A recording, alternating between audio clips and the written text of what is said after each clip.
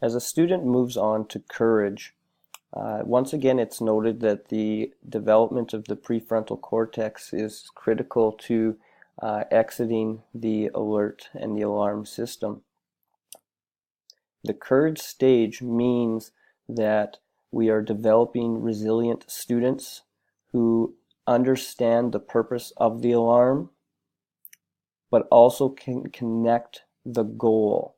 They understand that I might have to experience something that I'm not totally comfortable with, but the positive outcome is very valuable as well.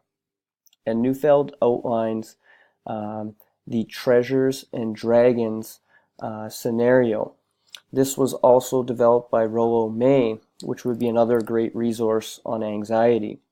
And it simply tries to focus on the positive outcome that will be achieved when you face your dragons.